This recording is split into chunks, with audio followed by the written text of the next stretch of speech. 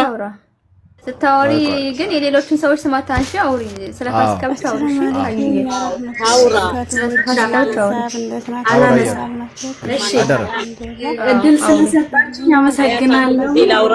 አንድ ጊዜ ላውራት አያትን ማለት ነው። አያት የኔ እናት አሁን ማለት ነው እርቅ ለመፍጠር ነው።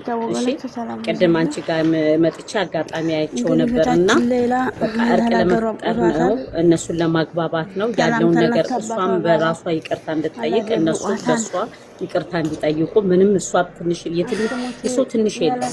በቃ ሰው በሰውነቱ ሊከበር ይገባል። ትንሽናት ትልቅናት የሚባል ነገር ምንም አይነት ፖዚቲቭ የሆነ ነገር እንዳትነጋገሩ ሰላም እንዲወርድ ብቻ ነው የሚሆነው። አንቺ ሐሳብሽን ብቻ ባጠር አድርገሽ ነገራችን ነውና ያው ለርቅ ስለሚሄድ እሺ እሙዬ በነገራችን ላይ በመጀመሪያ ሁላችሁንም ሰላም አለይኩም ወራህመቱላሂ ወበረካቱ።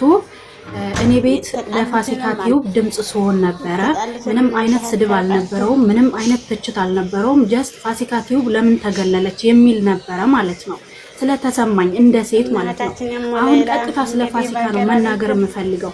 ፋሲካ ቲዩብ እዚህ ዱባይ የነበረች የአረብ ሀገር ሴት ስትሆን ሁላችሁም ልታቋትም ላታቋትም ትችላላችሁ። ኢትዮጵያ ገብታ ትዳር ይዛ ልጆች ወልዳ የምትኖር ምርጥ እናት ናት። እናት ልጆች አሳዳጊ ቤተሰብ የምታስተዳድር እናት ናት። እና ሌይላ ኑር ሰቦ 10 ምናምን ዓመት እስር ቤት ስትታሰር ብዙ ዩቲዩበሮች ተጠይቀዋል፣ ብዙ ቲክቶከሮች ተጠይቀዋል። ግን አንዳቸውም ቪዲዮ ለመስራት ፈቃደኞች አልነበሩም።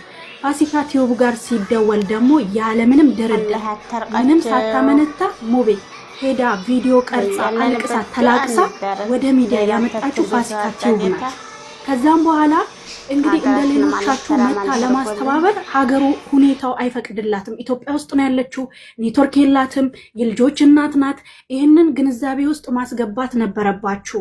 እኛ ዛሬ ሙቢ አንድ ነገር ልንገር፣ እኛ የአረብ ሀገር ሴቶች፣ እኔ አረብ ሀገር ነው ያለሁት፣ ማታ አልተኛውም፣ ቀንም ስራ እየሰራው እያለቀስኩ ምናምን ነው የዋልኩት ማለት ነው።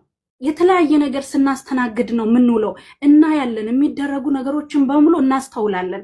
ምንም አናቅም ማለት አይደለም። እና ምንድነው ዛሬ ፋሲካ ቲዩብ እንድትገኝ ውስጣችን ይፈልግ ነበረ። በጣም ጠብቀናት ነበረ። ሙቤ እያንዳንዱ ገስት ላይ ሰዎች ገብተው ሲያወሩ እሷ እንድትገባ ኮሜንት ስንጽፍ ነበረ፣ ድምፅ ስንሆናት ነበረ። ግን የህዝቡን ኮሜንት እንኳን ለማክበር አልፈለጉም።